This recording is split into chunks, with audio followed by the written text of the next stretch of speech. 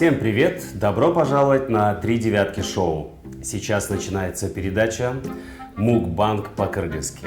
И я ее ведущий Алтын Камчиев. То есть не постоянно, я как бы сегодня. И поскольку это YouTube, сегодня мы будем совершать такие нетелевизионные ошибки. Я вам сначала введу такую, расскажу вводную. Здесь у меня блюдо, которое называется юкидян, где-то называют юкиджан. Но это самое популярное блюдо из корейской кухни. Оно настолько универсальное, что человек, который не знает, что заказывать, как правило, выбирает это блюдо. Потому что оно очень похоже на те блюда, традиционные блюда нашей кыргызской кухни.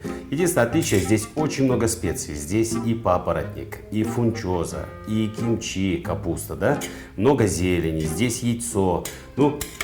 Каждый человек сможет найти для себя что-то вкусное в этом. И прежде чем я начну кушать, очень горячее, я хочу, чтобы оно немножко остыло. Это блюдо всегда подается с рисом и со множеством разных закусок, которые мы привыкли называть панчан. Здесь у меня капуста. Она, как правило, подается нарезанной, но мне сегодня принесли в классической форме. Оказывается, лучше подавать так. Вот. Еще один момент, про который надо рассказать. Я буду много чавкать. Это как бы является целью нашей передачи, чтобы вызвать у вас интерес к тому, что я ем, чтобы вы тоже захотели попробовать это блюдо. И потом знатоки говорят, что если ты в гостях, и тебе подали блюдо, если ты чавкаешь, этим самым ты выказываешь уважение хозяйке дома, которая приготовила это блюдо. Этим самым ты показываешь, что тебе нравится и тебе очень вкусно. Поэтому буду чавкать. Потому что здесь действительно вкусно. Еще один момент. Здесь у меня бамбуковая водка. Корейская водка, она называется суджу. И здесь всего лишь 17 градусов. Она бывает самых-самых разных видов. И апельсиновая, и ананасовая, и вишневая. И, в общем, делается из всего, что только растет на просторах Тихоокеанского континента. Будем говорить, Южной Кореи. И, пожалуй, начнем дегустацию с этого. За ваше здоровье! Мы ни в коем случае не пропагандируем употребление алкогольных напитков. Сейчас употребляем только для того, чтобы почувствовать вкус, что называется. Так?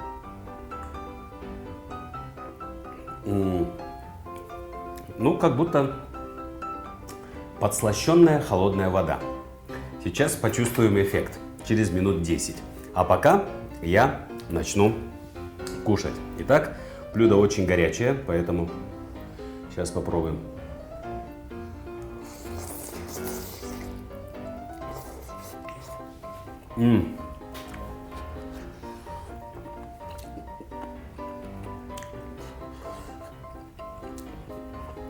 Невозможно сразу есть, потому что очень горячее и довольно-таки острое. Конечно, мы все по-разному любим перец. Я тоже очень люблю. Но мне кажется, здесь перец возведен просто в какой-то культ. Я хочу вам рассказать еще об одной особенности. Корейские супы красные не потому, что в них томат, а потому что в них много перца.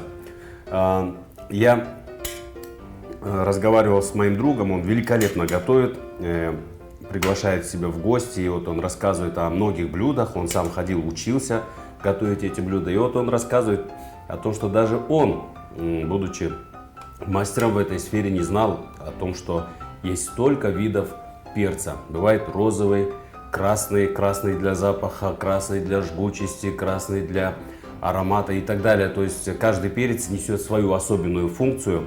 И он мне показывал одну картинку, где один фермер сидит на грядке, у него рядом стоит вода, чашка риса, и он срывает буквально перец с грядки, и это и есть его обед. И он рассказывал, что корейскому фермеру много для счастья не надо. Чашка риса, вода и перец. Продолжаем поедание нашего блюда. Слушайте, так много я столько не съем. Но, с другой стороны, говорят, глаза боятся, руки делают. Продолжаем.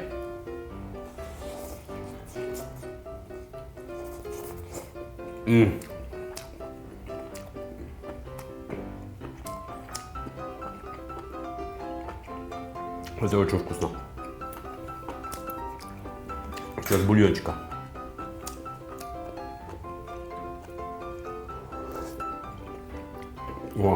Мне кажется, если у вас вчера был праздник, обильное застолье, с разными напитками, безалкогольными и другими. На следующий день утром вы знаете, что если вам вчера было очень весело, то за это надо платить. Утро становится хмурым, безвкусным и раздражительным. И чтобы вернуть краски в вашу жизнь, надо обязательно кушать юкидян. Юкидян готовится довольно быстро, потому что здесь, например, мясо отваривается заранее. Я знаю, что для того, чтобы использовать мясо вот именно для этого блюда, берут кусок говядины и отмачивают его в воде целые сутки. Ну или хотя бы одну ночь, чтобы утром начать готовить.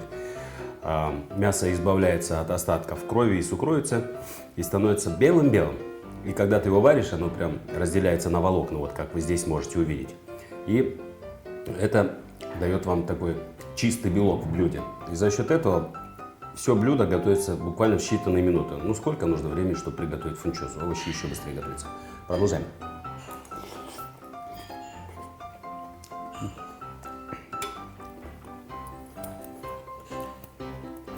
Немножко риса.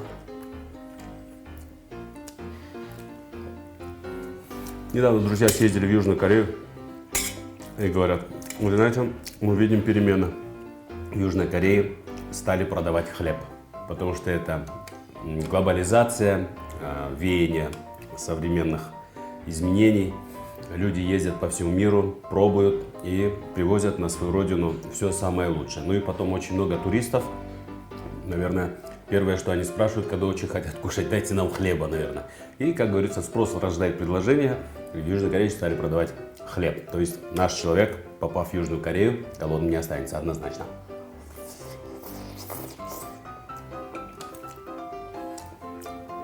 Хочется попробовать вот эти аппетайзеры. Но я боюсь, что если я съем хоть кусочек из всего этого, я не одолею наш суп. На рис я уже смотреть не могу. Это 100% у меня не получится. Но хочется же. Хочется. Продолжаем. Когда ваш суп уже готов, в него разбивать парочку яиц. Вот оно, как солнышко в центре супа.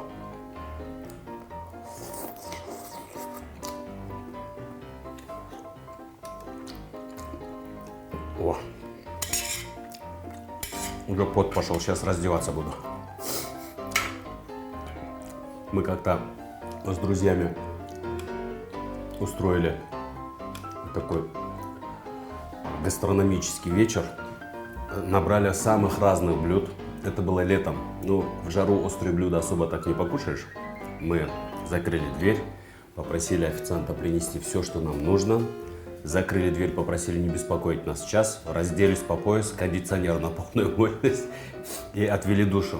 Если вдруг, берите наш лайфхак себе на вооружение.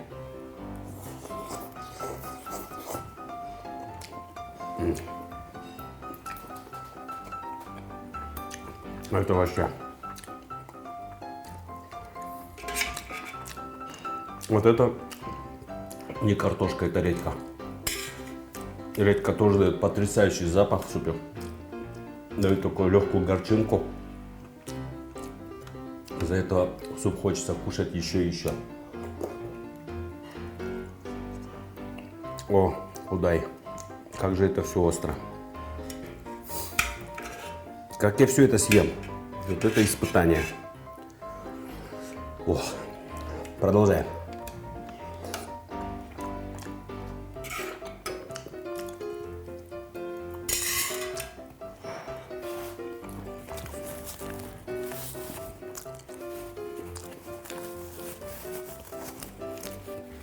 Ох, печет. Может, я буду молча кушать.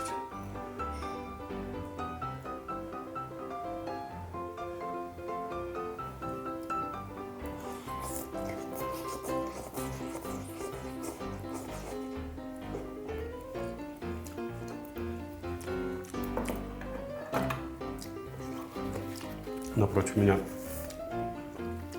сидят два оператора, и я слышу, как у них урчит живот. Я чувствую лучи ненависти, которые они отправляют в мой адрес. Мне кажется, у них сейчас в голове мысль. Отправляю в твой адрес, Алтын, луч любви. Пусть он спалит тебя дотла. Нафиг.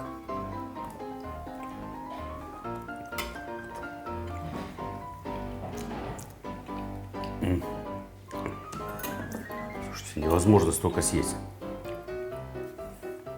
У меня уже реально начинается паника.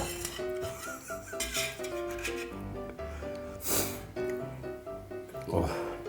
Кстати, вот эти все ингредиенты в суп добавляются перед тем, как подать. То есть он готовится буквально у вас на глазах, можно сказать. Это блюдо можно, если вы пришли в одной большой компании, вы можете попросить горелку, вам закидывают все ингредиенты этого блюда, ставят вам горелку, этот маленький казанчик, и у вас на глазах он варится. Какие-то 3 минуты. И вообще это блюдо рассчитано на компанию, но тут поставили задачу, чтобы я съел все это сам. А я бы хотел отметить, что корейская кухня одна из немногих кухонь, где ты можешь плотно покушать и не чувствуешь тяжести. То есть тебе не хочется спать после приема пищи, ты легкий и энергичный, можешь продолжить свой день, если это обед. Вот. Ну, сейчас посмотрим. То ли это перец, то ли это суджу. Пот пошел.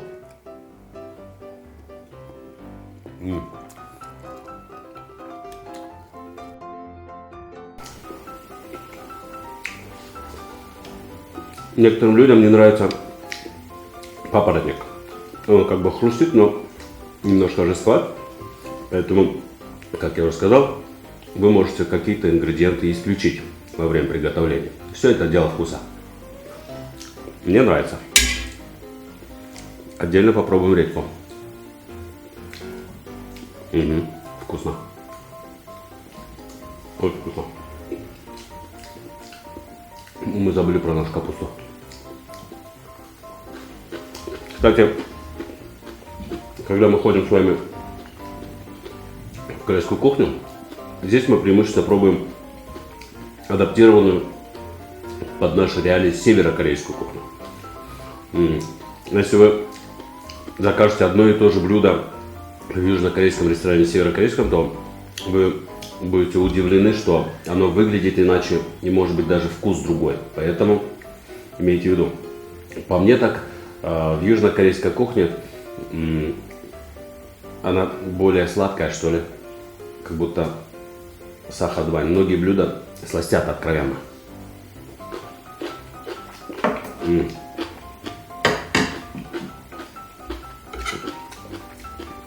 Капуста просто бомба.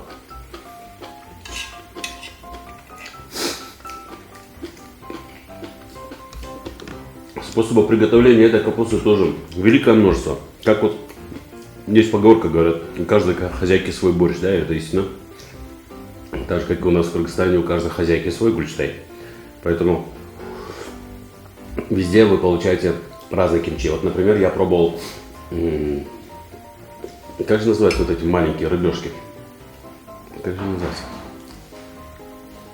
Очень мелкие рыбешки. Их перетирают в фарш. И когда готовят вот эту капусту, ее вот так раскрывают и рассовывают эти анчоусы, вспомнил, анчоусы, все это с перцем, соль, ну соль не так много, больше перец, конечно, и маринуют. Потом получаете такую очень сытную закуску в виде очень красной, острой и очень полезной капусты кимчи. Кстати, я недавно проводил такое исследование, и вы знаете, вот сейчас наступает зимний период, и всякие разные респираторные заболевания, как простуда, грипп и так далее. И я вам хочу сказать о том, что по содержанию витамина С лимон очень сильно проигрывает многим продуктам. Просто он приятно пахнет, его приятно пить с чаем. Например, если взять ту же паприку, то в той же паприке витамина С гораздо больше, чем в лимоне. А если вы хотите получить еще больше витамина С, вот эта самая капуста, она является чемпионом. Конечно, ей далеко до смородины, потому что смородина – это бог витамина С. Но если вдруг вы не любите смородину, такое тоже бывает, то вот эту капусту каждый день на завтрак, обед и ужин понемножку, и вы будете получать суточную норму витамина С более чем достаточно. Угу, кушаем.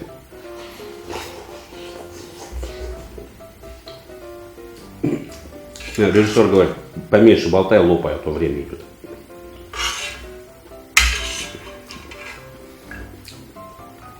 Ребята, столько съесть невозможно, я никогда столько не ем. Если не спеша, наверное, можно, но нет. Это моя суточная норма. Я столько не ем.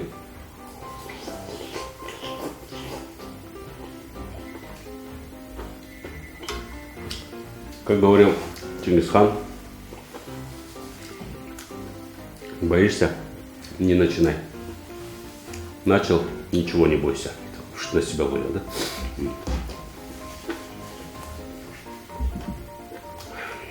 Я не могу. Я сдаюсь. А можно сдаться? Нельзя сдаваться? Черт. Горцы не сдаются. Мы будем есть до победы. Мне столько невозможно. Смотрел это же шоу, где в гостях был Бакыт Байсарев, бедненький.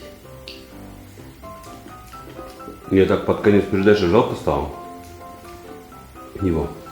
5 порций рамена съесть. Это вообще нечеловеческое испытание.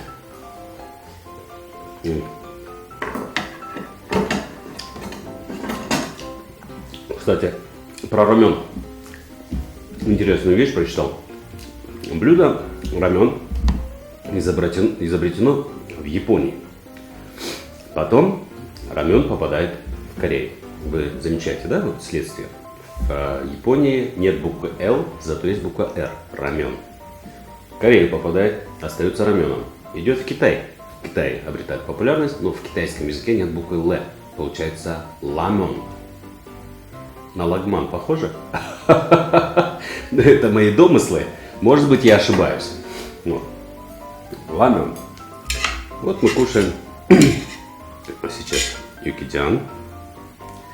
У меня есть один друг, его зовут Азат. И однажды я его пригласил в корейскую кухню, и он говорит, я из-за того, что не знаю, что заказывать, запомнил название одного блюда. И всегда заказываю его с видом знатока, как будто разбираюсь. А классно же, там салатики заказал, и такой с умным видом говоришь, а мне юкиджан.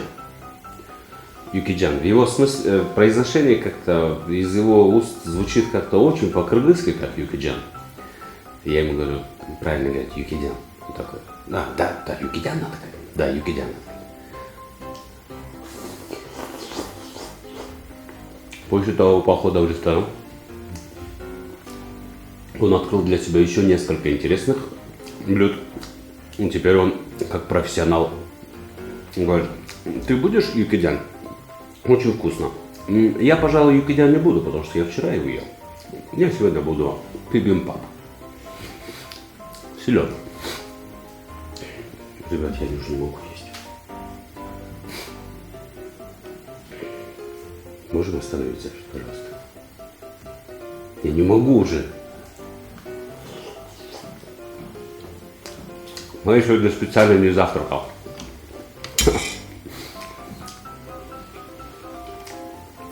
Чтобы у меня больше поместилось, я специально не завтракал. Выпил чашку чая. Ну, чашка чая. Что такое чашка чая для нас? Мы же можем и чайник чая выпить не спеша. Ну, сейчас. Очень остро.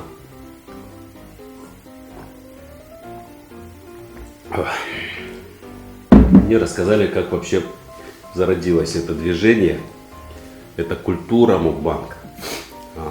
Сейчас современный житель, особенно житель крупных мегаполисов, несмотря на то, что его окружает большое количество людей, все равно остается одиноким. Мы можем работать в больших компаниях, в большом коллективе, но все равно мы со всеми же не общаемся. И вот это одиночество, оно как бы преследует многих людей, да? Вот если взять этажные дома, многие из нас не знают всех своих соседей, да? Только те, с кем ты периодически встречаешься в лифте, на лестничной площадке, на парковке, а всех не знаешь. Максимум детей, которые играют у тебя во дворе, с кем ты периодически видишься. Вот. Так вот, одна девушка, будучи очень одинокой, ужинает и решила выйти в прямой эфир и поесть одна наедине со своим смартфоном и невидимыми зрителями. Я не знаю, много ли их было на тот момент, но с каждым разом их становилось все больше и больше и больше. И вот сейчас я ем, следуем gözüme çok kızartıp соблазняю вас.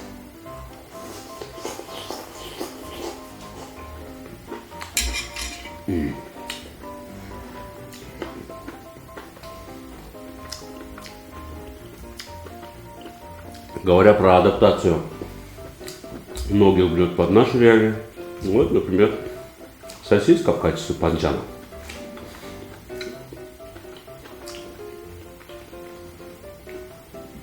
Она подается в специальном соусе, поэтому сразу обретает такой импортный вкус.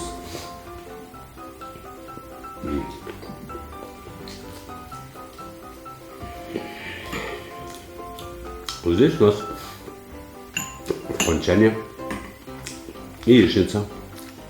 Здесь ростки чеснока, острый перец, картошечка и дюсай.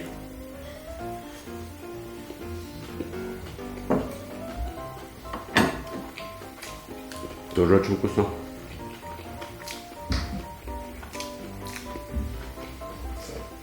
Вот что там у нас по таймингу.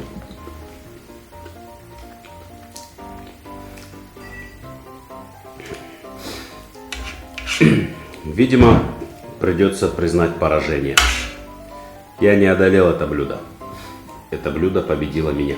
Последняя ложка, и все. Я больше не могу.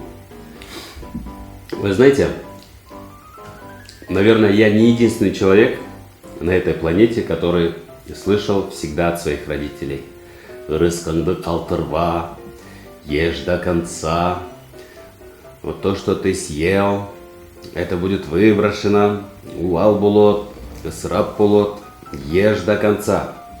И оказывается, на самом деле это плохо. Мы, как родители, любим своих детей и кладем им в тарелочки больше, чем они смогут съесть. Надо просто учитывать, что у них желудочки маленькие. Вот, а потом мы получаем такой результат, как в том анекдоте. Женщина пришла к врачу и говорит: вы знаете, я такая толстая, муж меня не любит. А из-за чего? Ну вот муж не доел, я за ним доедаю, свою порцию доедаю, за детьми доедаю. И врач говорит: ну давайте попробуем убрать вот это доедаю, заведите какое-то животное, которое будет доедать, ну собаку, свинью заведите. Женщина искренне удивляется, говорит: как, еще и за свинью и потом доедать? Вот. Поэтому я не могу доесть это блюдо.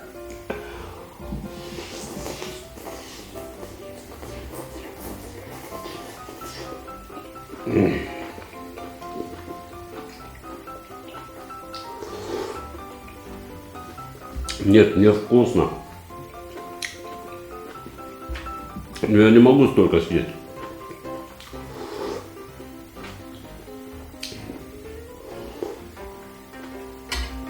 В общем, ребята, подписывайтесь на канал, ставьте лайки,